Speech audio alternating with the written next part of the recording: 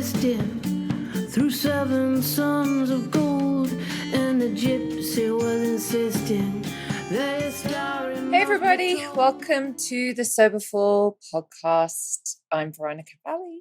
And I'm joined by...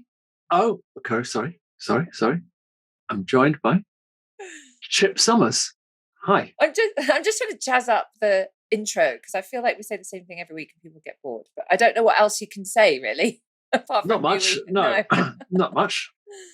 So welcome to the podcast. We are going to be answering your questions today. So every month we do a feature where we answer your questions to the best of our ability around issues of addiction and mental health. And if you have any questions, you can just submit them to us through soberful.com or social media, and we compile them and we put them together and we answer your questions. And we hopefully give you some stuff to think about and some good answers. How have you been, Chip? All right? I've been good, yeah. I went away with Heidi, my wife, for those of you who don't know, and just in case you thought I'd gone off with somebody else, went away with Heidi. We went to Yorkshire to stay with some people from Soberful, and we had a really lovely time. And they're actually people who did the mindset course about a year ago and are thriving on it. And we had an absolutely glorious time, and it was really lovely. Yeah. They both mentioned that. Shout out to both of them. I'm not going to mention their names, but yeah, they're just doing so well. The Sober Mindset program, by the way, if you're interested, it starts in the next few days, and it really is. It's our flagship program. It's really, it's about really kind of taking control of your subconscious mind and your thinking and getting emotional mastery and not giving into these old patterns that have left us defeated and stuck in the same kind of place and all of that kind of thing. So if you are interested in enrolling in Sober Mindset, go and read some of the testimonials, because fabulous testimonials that really, don't believe me, believe former participants. Yes. Go to soberful.com and check that out. Okay, well, let's just get right into it. We did do an episode, it's episode 94 actually, a while ago, on triggers. But we had a lot of questions about triggers. So we wanted to answer some questions that people had. So we'll get through as many as we can. Okay. So the first one is, what are some tips for dealing with triggering people, places, or things that we simply can't avoid? I'm thinking of the huge emotional triggers that make us resentful or cause similar feelings that could lead to old unhealthy behaviors. Do triggers ever go away, or do we just get used to them? I presume they're sort of referring to sort of things like family get-togethers, those kind of Christmases and various times when you get together in occasions when previously there would have been a lot of drinking, maybe after work celebrations. Yeah, like Fridays. Fridays is always happy hour, and the boss is always like, come on, Yeah. Things you can't really avoid. Exactly, yeah. I mean, it is very difficult to avoid family things. I would certainly say preparation, I think is absolutely key. It's very rare you get totally ambushed and say, right, we're going out now. But people get a bit of warning. And I think it's good to have, okay, well, where are we going? Who's going to be there?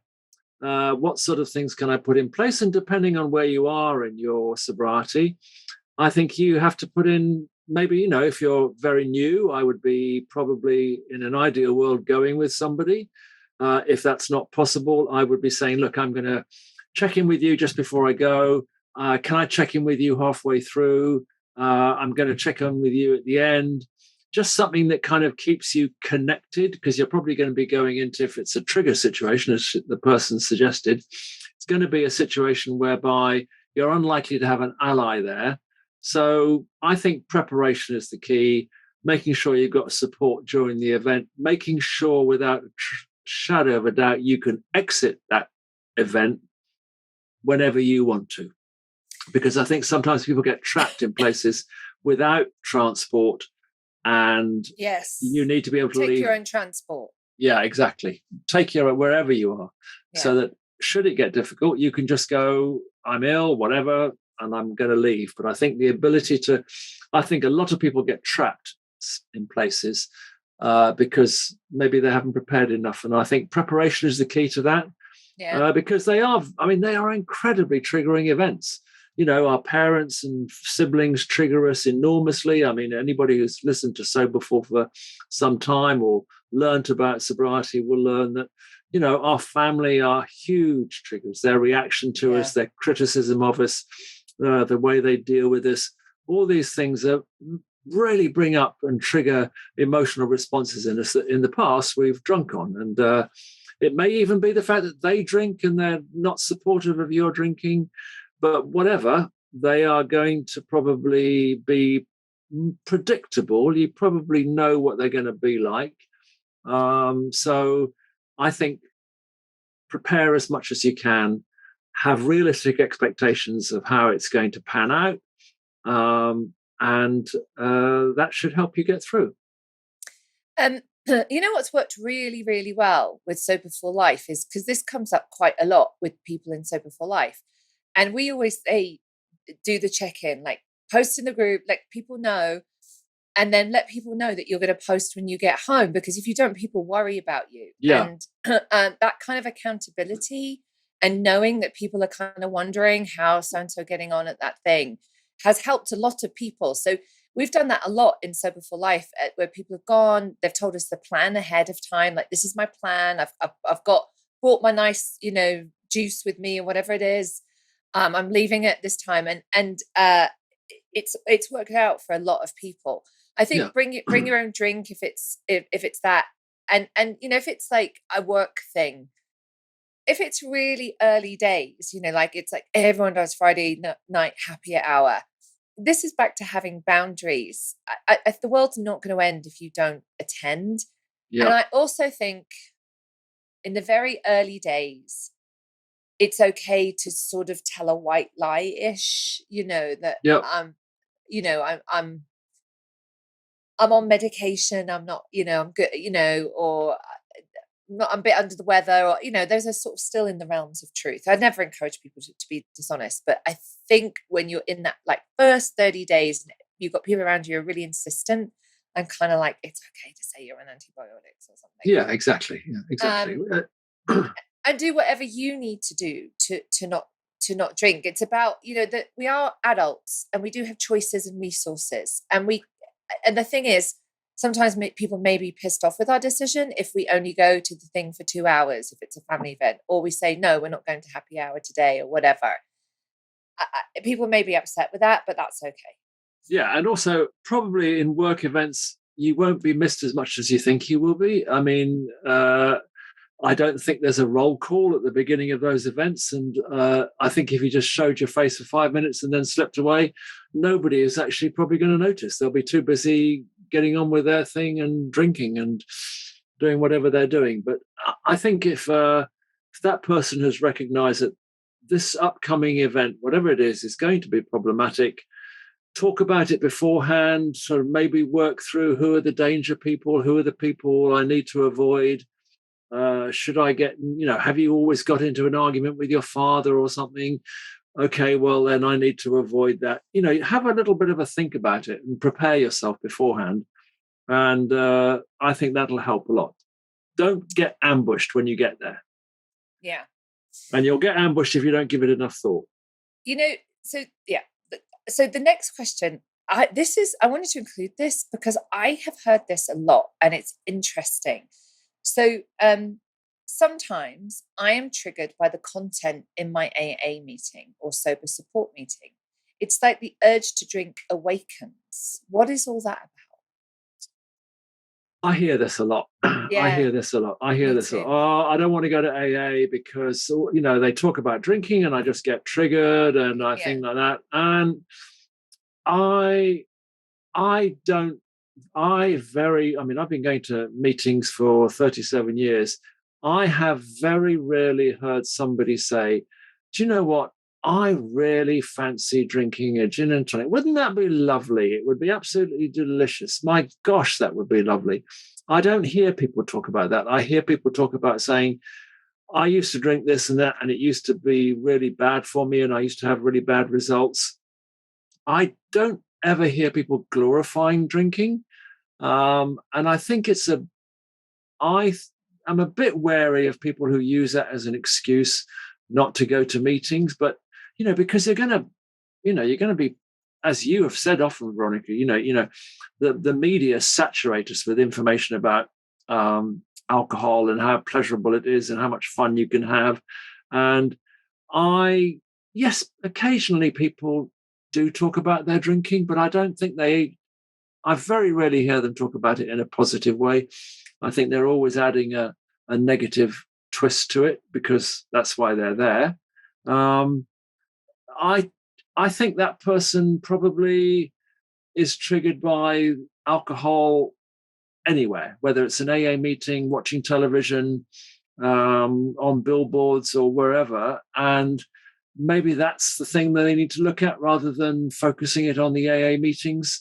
But, I think I was having a conversation the other day, that sort of euphoric recall that addicts can get into about, oh, wasn't it great when we did this or when that particular substance was around and wasn't that great? And, it certainly can play with your head and you can think, oh, yeah, that was quite good, actually. It was quite nice. And we forget to kind of think it through to the consequences. But I think you're going to be, again, it's about preparing yourself. It's about the realistic expectations that wherever you go, you are going to have alcohol thrust in your face, whether it's on television, on the radio, wherever. Alcohol industry is out there trying to trigger you. It's trying to get you to have a drink. And I think try and just perhaps strengthen your... Tell someone. Yeah, absolutely. That takes... I found that when I gave up smoking, that actually voicing made just saying, I really fancy a cigarette or I really fancy having a drink. It took so much power out of the situation. And people go, oh, really? I don't think that will work. But trust me, it does. If you voice it and say it out loud and say, gosh, do you know what? That such and such situation, it really made me feel like having a drink. I guarantee it will take a lot of the power out of that. It's when you have that thought, are triggered and keep it secret, that is when it becomes problematic. If you find yourself triggered, don't talk about it, and you're sitting there with all this bubbling away inside, that's where it becomes difficult. I would encourage, as you've just said, voice it, get it out there, and I think you'll find that it will lose a lot of power in the process. I also think I want to add to that. So telling someone 100%, like that's one of the most biggest tools you can have with a trigger. It'll more than half it, if not get rid of it completely. And also tell someone who understands. Don't tell your best mate who wants you to drink. Tell someone in the sober community, it will take the power away. Also, I want to say, I think there's just some really bad AA meetings. And I think a lot of them, right, are just people sitting around moaning about not being able to drink or their drink-a-log stories. And the good AA meetings are the ones where people talk about the program and how to work the steps and how that changed their lives. So I also think there's that. Yeah, and that's why it's always a good idea to look around for support groups, whatever kind they are, and find the ones that you like and the ones that you don't like, in the same way that you looked around for bars and pubs and that you liked and some you didn't, and you gravitated towards the ones that you did like. So, and I also think what you were saying just now about telling people is you have to be careful that you don't get people who, if you were to say, oh, I really fancy a drink now, they don't give you some sort of negative response like, oh, for God's sake, even now, after all this time, you're still thinking about drinking, come on. And I think that in answer to an earlier question, the person said, when does it go away? My wife works as a nurse, and for some reason she's had to look after some medication for a patient, and it's sitting in our kitchen downstairs. And I looked at it and I could see that the boxes were sort of really heavily codeine-based medication. And I didn't just go, oh, yeah, I had a really good look and I kind of thought, oh, I wonder what that would be like to take that. And I kind of had a real sort of thought process about it. And I think this you cannot afford to take your eye off the ball, and you cannot afford to be complacent. You have to keep on realizing this is a lifetime. This is going to be with you for a lifetime. And I've known people who have been triggered after 17 years and not dealt with it appropriately, and as a result, fallen by the wayside. I think being aware and having realistic expectations that we're in this for the long haul, hopefully, and every now and then something will come along that might trigger you. And it's not a sign of a bad recovery. It's not a sign of a bad sobriety. It's just the way that life is sometimes. The same way that you can have old girlfriends or something, or old partners, and suddenly you'll get you'll think of them very fondly. And even though it may not have ended very fondly, I don't know, that wasn't a very good analogy, but I know what I was trying to say, that these things it doesn't just disappear. Your thought processing about alcohol and drinking doesn't just suddenly, at some point after X number of years, disappear. It can be there at any time, and it's something just that you have to be ready for. Yeah. So I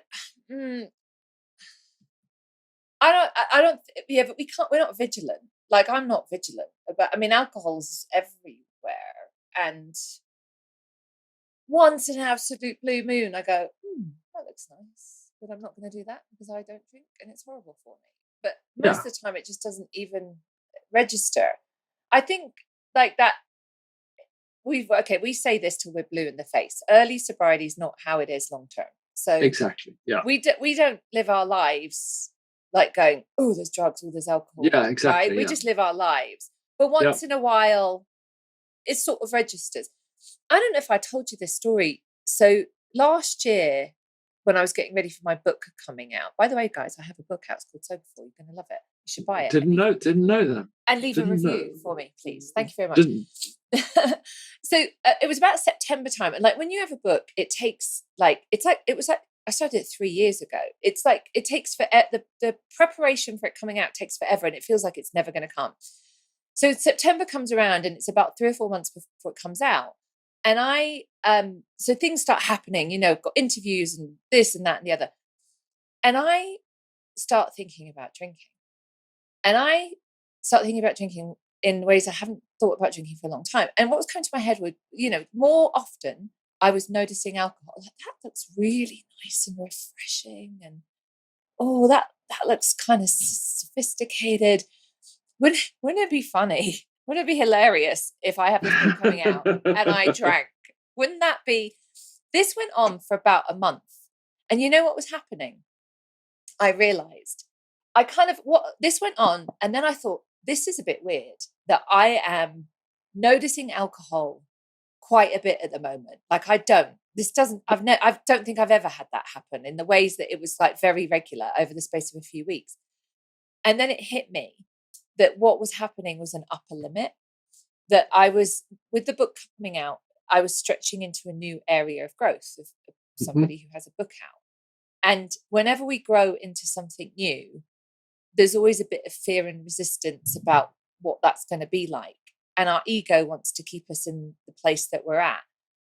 And as soon as I realized what was happening, it stopped. As soon as I realized this is all to do with kind of like, oh, the book's coming out. Oh my God, what if everyone hates it? What if you've got to do interviews? What if people don't like you? What if it's awful? Like let's just stay as we are and not have this happen. So when you say upper limit, you mean upper limit of kind of what you can emotionally handle? No, just getting overload. Upper limits. We all have upper limits with what we think is possible for us. Okay. So whenever you get for instance, when you got your first job managing a rehab, right? Yeah. I'm sure you had like, oh my God, that's great, I want the job, but inside was going, oh fuck. Yeah, definitely. Right? Definitely. Right, that's you going through an upper limit. It's going into a new. So it's whenever we get stretched into a new area of development, either professionally or personally, there's always fear and resistance, and we sometimes self-sabotage. Yep. And that's what was happening. As soon as I realized that, the sort of noticing alcohol completely stopped. It just went away. And I realized that I was having a bit of a, I don't know if I want to do this. I don't know how it's going to be. I'm scared. What if it doesn't work out? What if everyone hates me? Let's not change. Let's just keep everything as it is, because everything as it is right now is fine. And I think the fascination with alcohol, there was something to do with that, because as soon as I realized that I was hitting an upper limit, it just went away and stopped. So that process must be something a lot of people in early recovery are going through then. We all go through, everyone goes through, we go through upper limits all the time. Yeah. Getting sober is an upper limit. That's the bit that people have that, it's the, they want to stop, but then there's all this fear and resistance, because going into the land of sobriety is such a brand unknown area. Completely, yeah. That we sabotage ourselves and go back. Anyway, regarding triggers in early sobriety, it does feel like that all the time, because there's so many prompts to drink, and that we've internalized, but also our culture just gives us all these prompts to drink anyway. Yeah. So, and I think it does. The reason I didn't drink, and the reason that you noticed the drugs but didn't take them, is because we've built a foundation. Is because we have invested heavily into the sobriety bank, and it pays off. So once in a blue moon, it goes through my head. I mean, literally once in a blue moon, once every couple of years, maybe. Not even that. I think maybe 3 or 4 And years it does. And it does. I mean, in my first 30 days, if I had been around somebody who was openly using drugs in front of me, I would have found that incredibly difficult. It would have been awful, right? It would have been awful. Last week, I've been around somebody who's been absolutely openly using drugs in front of me. Actually didn't bother me in the slightest. The only thing it bothered me was it was just a bloody nuisance, and I just got really irritated by their behavior. But it actually didn't in any way sort of think, oh, that looks nice. Whereas did you think the opposite? Oh God, that's really unattractive. I thought, oh my God, that is really unattractive, and you don't. It did exactly the opposite. But within my first 30 days, it would have been very, very difficult. And I think that's why we do suggest that, at the beginning, you kind of have to move away a little bit from places where you probably did a lot of drinking and using. And it's a problem that a lot of people have, isn't it? About kind of, well, what am I going to do? Who am I going to hang out with? Where am I going to go? And I think you have to recognize that you are in a more vulnerable position at the beginning. And as you said earlier on, that's not how it's always going to be. If I thought, I've often had to tell people this, and they say, God, if this is what recovery is going to be like, and I go, this isn't what recovery is going to be like. This is what the first. I mean, it's the same with anything. First, when people start a new job, they think, they're incompetent. They don't know what they're doing. When people learn to drive, when people start to do anything new, it's incredibly difficult, and then it becomes very familiar and very easy, and we are much more confident about dealing with it. And I think sobriety is no different to any other human activity. And it's much, if you use drugs as well, I think it's fairly easy to avoid drug use, because it tends to be not as in your face than it is to avoid alcohol.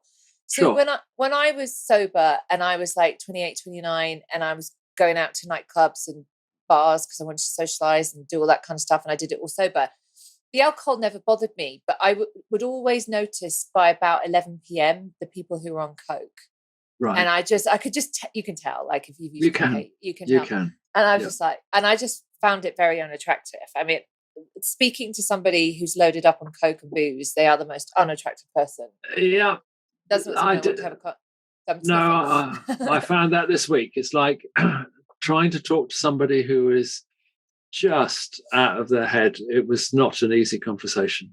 No, but I remember, and I think I must have been 4 or 5 years sober, maybe 4 years sober, so it's pretty substantial, watching The Sopranos. Did you see that show? Oh yeah, I did. There was a character, it was one of the gangsters' girlfriends, and she developed a cocaine habit and was doing a lot of cocaine. And I watched an episode, and I swear I could taste it at the back of my throat. Taste. I had, it really triggered me. Really triggered me. I just had that feeling at the back of the throat that cocaine gives you. And it was really, I mean, I didn't want to. but there was like a euphoric recall. Is that what it? I've just as you were talking now, I have a whenever you're cooking up herring, you often use a candle, and whenever any blows the candle out, the smell of the candle will always remind me of a blown out candle. Will always remind me of using every time. I smell it and I go, oh, okay, yeah. I have to register that I have been had an emotional trigger, a memory trigger. It's interesting how, and most of me was like repulsed by it, but it's like my body kind of involuntarily reacted to it. And I've watched probably half a dozen shows where there's been cocaine use, and it's never happened again. It was just that one time. It was really interesting. Yeah. And so what I want to say about that is that's why we invest in the Sobriety Bank. That's why we do all of this personal development stuff, because this will probably happen to you. That's why we can just breeze through it, register it.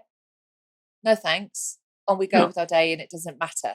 Is because, and I think that the reason triggers get people is they haven't invested in the Sobriety Bank. They haven't built a community. They don't have connection. They're not working a program. They're not doing the personal development work that we advocate. And that's when trigger will get you. And that's the difference, I think. Would you agree? Yeah, I would indeed. I think there is. Do you know what? I've got a complete brainstorm then about what I was going to say.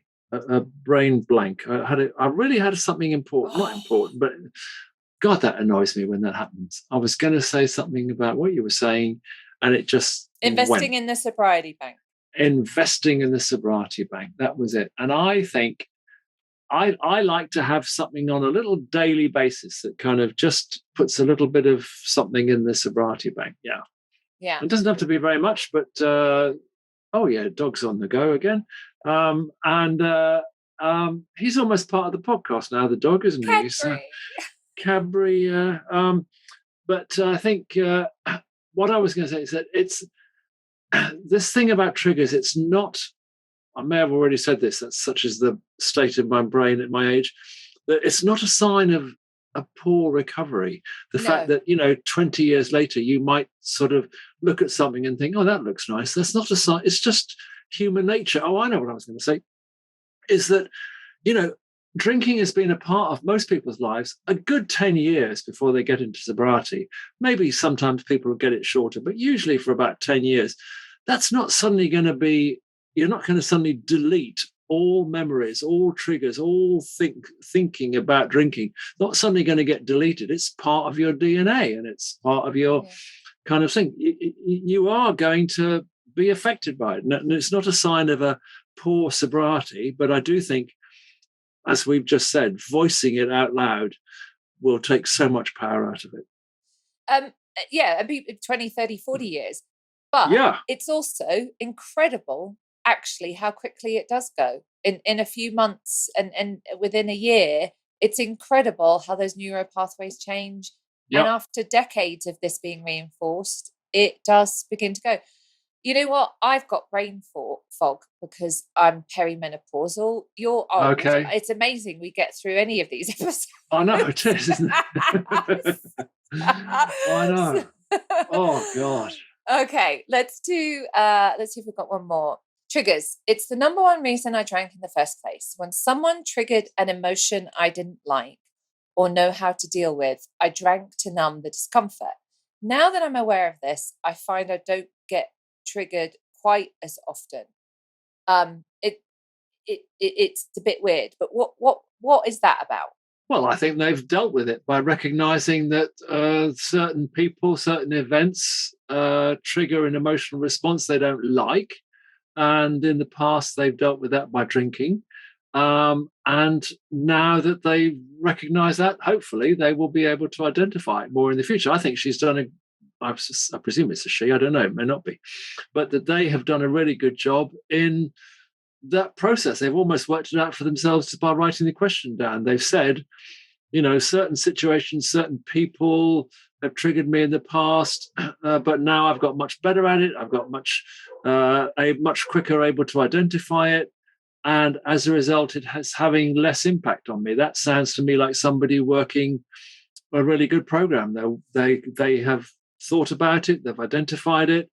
And, most of our drinking, if not all of it, was based on our emotional response to people, places, and things, and that's why we drank, because we didn't like that person. We didn't feel comfortable in this situation. We didn't like being here, whatever it was. We found that if we drank, it did numb that feeling and it went away. And I think being able to identify it as that person has done is great. I mean, she may not be able to avoid all those situations, but it means that she's made a great start on looking at the situations that might be difficult for her.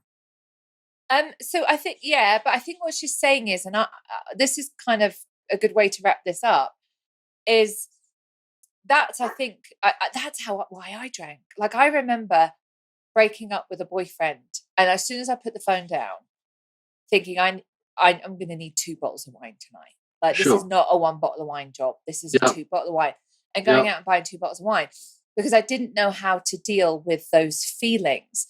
So, and they would trigger me to drink, and that's very common. So it's not just the awareness. What we also need to do is actually learn the emotional skills that are missing. Yeah. And a lot of what we've done is default to alcohol to manage our emotional lives. Yes. And that's why it's a trigger. If I feel fear, crushing disappointment, rejection, sadness, my brain just went to alcohol to cope with that. So when I don't have alcohol, it's like, what the hell? All of these really horrible feelings that I've always run and numbed from are back. Yeah, because almost everything's a trigger. Yes. So that's why people having a personal development program that manages your mental and emotional well-being is the essential part to this, because our brains are just going to look for something to take away those unpleasant feelings. And sometimes we can stay away from alcohol, but then we'll go to food or shopping or sex or like screen time, or, the million other things that we outside fixes to inside problems. Yeah. So that's why in medium to long term, that's why having community is really important right at the beginning, because the thing is, everyone's felt the same way. Oh my God, I felt like that. I felt like that 2 weeks ago when it happened, blah, blah, blah. Yeah. So it's so reassuring when somebody says, "Oh, me too." God, it's so, you don't, because we do think that we are the only person who thinks, "Oh my God, everybody else seems to have got their act together. I haven't. I had a thought about it the other day." And then you hear somebody say, "Oh, I got stuck at the traffic lights the other day, got really impatient," whatever it was, But I mean, when you think about it, life was a trigger, really. Just living was a trigger for most of us, the difficulties of, and if we didn't actually come across a trigger, it wouldn't be too hard to create one in our mind. Well, it's raining, it's Tuesday, it's Wednesday. But I mean, it needs to take it. I mean, I think that person who wrote that question has done a great job on recognizing that these situations, these people cause them problems, and probably they need to be on their guard when they're in that situation again. Just as you said, be vigilant. You said we're not vigilant, but I think it's good under those circumstances. Be aware that the awareness is that we need to continue to balance ourselves with community and connection and self-reflection and working on ourselves. Focus on that, and then everything else gets taken care of. That's what gives us the immunity. We'll notice it, but then we'll just pass on through. You don't like the word vigilant, do you? No, I don't. I think it's really unhelpful. And I also think it's incorrect, because vigilant is a stress response. Like, it triggers cortisol. So you're in a hyper alert. You can't do that for 22 years or 36 years. I don't like it at all. I think it's the wrong message to be vigilant.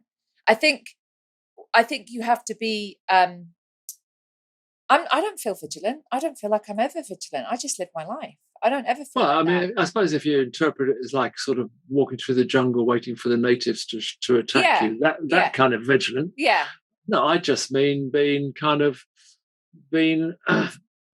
aware, as you said, being aware. I mean, I don't perhaps interpret vigilant in quite the same way as you, but just I like to be aware of what's going on. What am I heading for?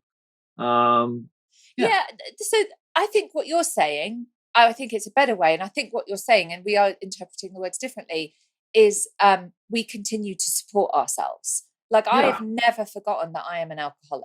Like exactly. that I am, and I am different from some of the people around me. And there are just different things that I have to account for. In the same way, my best friend's really severely asthmatic. She never forgets that. And she just has to be prepared in certain ways. It's kind of like, so I think we're saying the same thing, but we're interpreting. I don't like the word vigilant. I've never forgotten that. And that's why at the length of sobriety we still go to meetings. We still do personal development work. We still connect with people and talk about what's going on with us and all that kind of stuff. Because that's what we're saying, isn't it? It's that we've never forgotten that we need to do those things. Absolutely. Because that's investing in the sobriety bank that keeps us. Yeah, completely. Yeah.